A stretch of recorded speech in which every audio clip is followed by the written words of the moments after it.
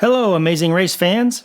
The Amazing Race Season 38 has started, and as always, I'm excited about the prospect of seeing new teams, new locations, and new twists to the game. Right from the beginning, we see that it will be a different kind of race than the classic format of past seasons. So with that in mind, let's get started.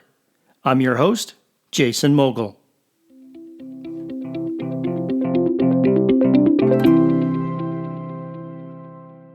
After what I consider to be a very good season, season 37, and I really did enjoy that season, I thought it was a pretty good one, season 38 goes in a new direction. Each team has at least one member who was on Big Brother, with the other member being their favorite travel companion. Now, I've never really watched Big Brother, so I don't have a connection to the racers like perhaps you do. And because of that, I may miss some inside info or past drama between the racers that you might catch. So you'll have to forgive me if I fail to appreciate details or implications related to their Big Brother experience. To me, they're just Americans with a variety of backgrounds racing through Europe. And the other twist this season is that the racing takes place in Europe, foregoing the around-the-globe themes of so many previous races. Phil explained that the Amazing Race was conceived by two friends who had backpacked around Europe, so this season plays homage to that event. So, we may see more trains and less planes this season than we are used to in the past.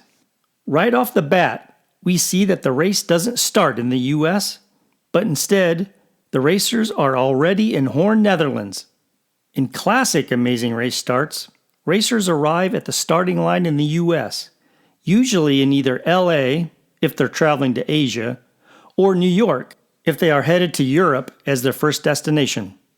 Of course, these cities have international airports that provide many options to other continents. But this season, the racers traveled to the Netherlands before the start of the race. Based on my limited knowledge of the process, zero social contact among the teams before the start of the race is a high priority with the producers. And they seem to have achieved that because we hear the racers comment on the other teams as they ride in their taxis to the first clue box. Like they only then just saw each other for the first time. How did they keep that a secret during the long flight across the pond? Anyway, we first see the racers running down a set of stairs to awaiting taxis. What we didn't see, however, was how they got their first clue that told them how and where to find the first clue box. I guess they decided to leave that part out. They were headed to an indoor skating arena where they had to knock over 10 bowling pins while one racer rode a small sled. One member rode the sled and the other pushed the sled towards the pins, like bowling and curling combined. The first team to knock over 10 pins on a single try would be awarded an express pass and move on to their next clue. The express pass allows a team to skip a task to move on to another. It provides a major advantage by allowing a team to maintain their lead over other teams or possibly prevent elimination if faced with a difficult task. The last team to knock over 10 pins would have to do an additional task to complete during the leg, called a hazard. Tucker and Eric were the first to arrive at the first task. Other teams were close behind, but Jazz and Jag and Angela and Lexi followed the crowd and didn't see the clue box. They had to backtrack to get their clue. Classic Amazing Race rookie mistake. It took teams several attempts to knock over the pins. After each attempt, they had to go to the back of the line to wait their turn to try again. The teams tried several ways to push the sleds on the slippery ice. Some pushed on their team members' legs, some pushed the sled itself, while Joseph and Adam, they pushed on their teammates' butt. Kylan and Taylor had their sled backwards on their first attempt, and it didn't go very far. But they were the first ones to knock over all the pins on their fourth attempt, and as a result, they were the ones who received the express pass. But it was Jack and Enzo who really struggled. They finished last after 16 attempts. The teams then headed to a town square to meet Phil to do introductions of some of the teams. You know, at the beginning of the race, it is hard to get to know the racers because with 13 teams, each team's time on camera is limited. Maybe only 1/13th of the episode time. Later in the race, like when there are only 4 teams left, each team roughly gets 1/4 of the airtime, giving us a much more in-depth view of them. And that's why I say, and many people I'm sure agree, is that being eliminated first is absolutely the worst place to get eliminated because people just don't get to know you and you don't get to race the rest of the countries and see some of those. So it's a terrible, terrible place to get eliminated, and teams try to avoid it at all costs. At the starting line, Phil also announced there was a second Express Pass, and Kylan and Taylor, winners of the first Express Pass, had to decide then who would get it. After a brief discussion, they decided to give it to Jazz and Jag, thinking such a kind gesture would be an investment in the future. Believing Jazz and Jag are a strong team, they wanted to make friends with them right from the beginning.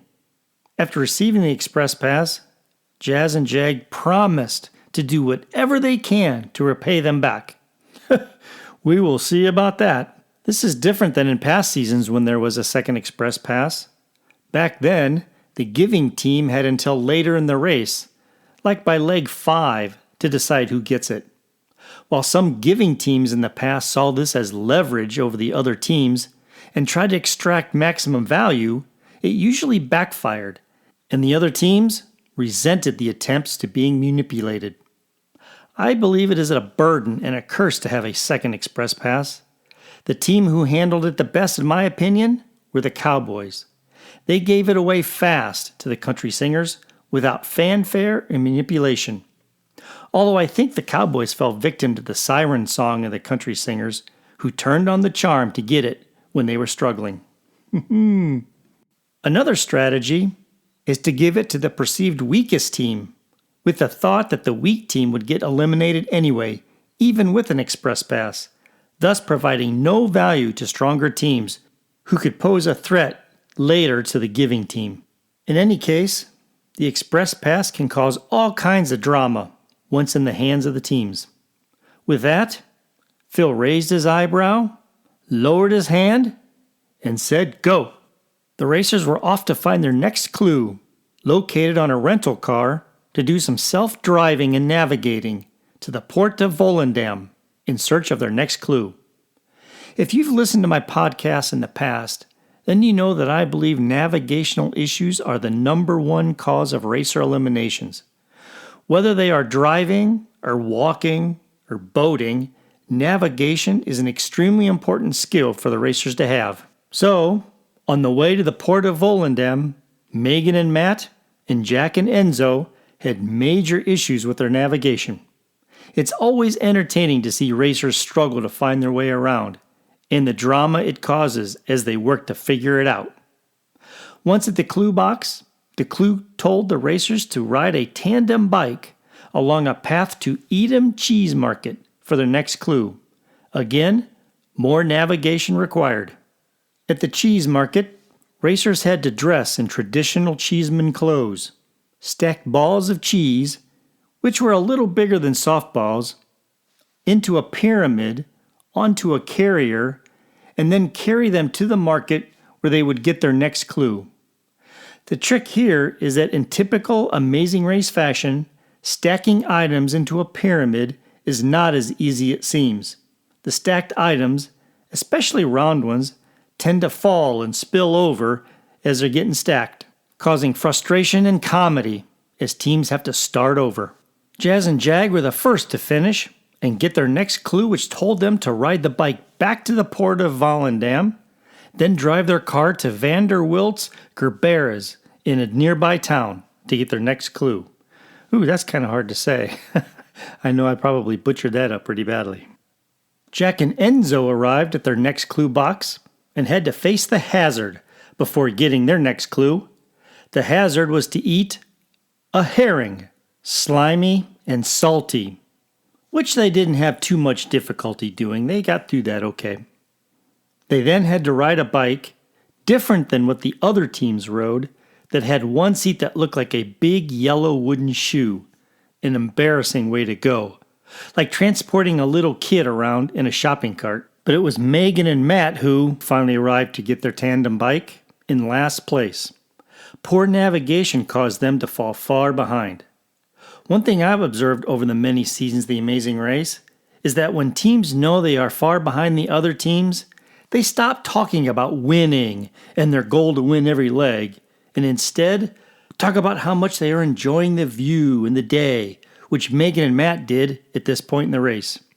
When I hear that during a race, it's a sign that teams are preparing themselves for bad news from Phil. Jazz and Jag, in first place at this point, arrived at their destination and learned it was a roadblock in which only one team member had to enter a huge greenhouse as large as 6 football fields to find, pick, and arrange 9 types of flowers in a specific way, from a total of 42 varieties. The trick here is that some of the flowers were very similar, so attention to detail is key. In addition, patience is also very important for this task because you just know no one will get it right the first time and will have to go back into the huge greenhouse to try again. And it was very warm inside the greenhouse. Racers were layered up in their clothes because it was cool outside in the spring air. That heat would also add another irritant to the task. Tucker and Eric arrived at the greenhouse next. Now at this stage of the race, 3 groups start to emerge. At the front, with a small lead over everyone else, are 2 teams, Jazz and Jag and Tucker and Eric. At the back of the pack are 2 teams, Megan and Matt and Jack and Enzo. And in the middle, everyone else. The 2 teams in the greenhouse worked together to complete the flower task, but the 2 teams at the back were still wandering around lost. Jack and Enzo even dropped their clue, so they had to go back and stop and retrieve it. But it was Megan and Matt who arrived at the cheese market next. It appears, per the clue, that when teams finished the cheese task, they had to return all of the cheeseman costume items before they left. But Kat and Alex were walking to their car. Kat realized she was still wearing the bandana from the costume. Not knowing what the penalty would be, they had to go back and return it before moving on, costing them time. And Kat started to become emotional as the pressure of the race began to take a toll on her. Back at the greenhouse, working together paid off for Jazz and Jag and Tucker and Eric as they finished first, just as Izzy and Paige arrived in third place. The first 2 teams were off to find the pit stop via taxi and see Phil. But then the roof shades closed on the greenhouse, making it very dark inside. The only light was coming from a far glass wall. We can only assume those shades were on timers and open and closed at certain intervals to optimize plant growth.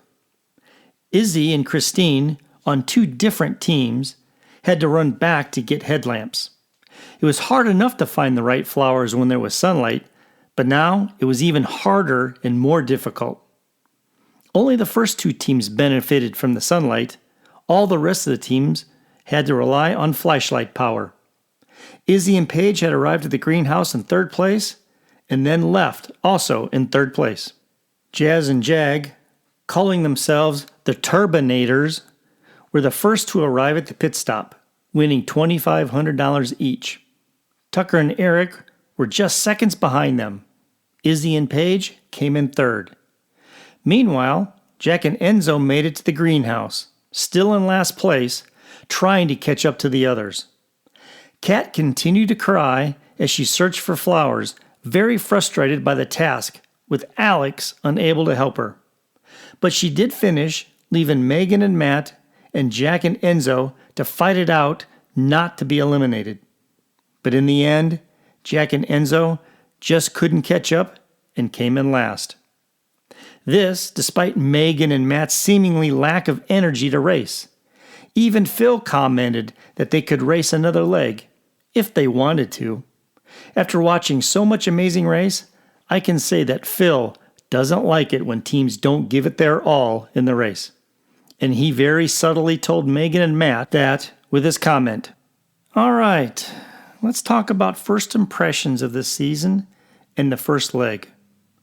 First, the whole Big Brother theme may mean a lot to some viewers, but I've never seen Big Brother, so that aspect of the show just doesn't connect with me. So instead, I have to view the racers as just random teams. Personally, I hope the Big Brotherisms are de-emphasized on future legs, but we'll see. I will say this group of teams are one of the most jumping around, screaming, hugging, heart-hands-making group of racers I can ever recall being on The Amazing Race. And actually, I found it kind of annoying after a while. Even Phil seemed puzzled by it. Don't get me wrong, energy and enthusiasm is very important in the race, but some of that was just over the top. The one racer that stood out and impressed me was Stephanie. She focused on the task at hand, didn't play it up to the cameras, and ignored the drama. She has a quiet strength that I believe will carry her and Nat far into the race. Having the race start outside of the U.S. is not new, but it is uncommon. The Amazing Race has visited the Netherlands during 9 of the past 37 seasons, but this is the first time it was on the first leg. And lastly, the weather is cooler than what we saw in season 37, where racers had fewer and lighter clothes, thus smaller and fewer backpacks, as they only seem to have packed for summer. In this season, however, it appears to me they have to be prepared for 3-season weather. While they are racing in the spring of the year, racing in Europe may mean higher elevations. And you never know when it may also turn warm. Okay, I think that's going to wrap it up for this episode. Next time, we will discuss what happens on episode number 2 and find out where our racers travel as they backpack through Europe. Who is going to do well and who will struggle, and what drama and comedy will they encounter? We'll find out. Thanks for taking the time to listen, and tune in next time to Jason's Amazing Race Recap 38. See you then.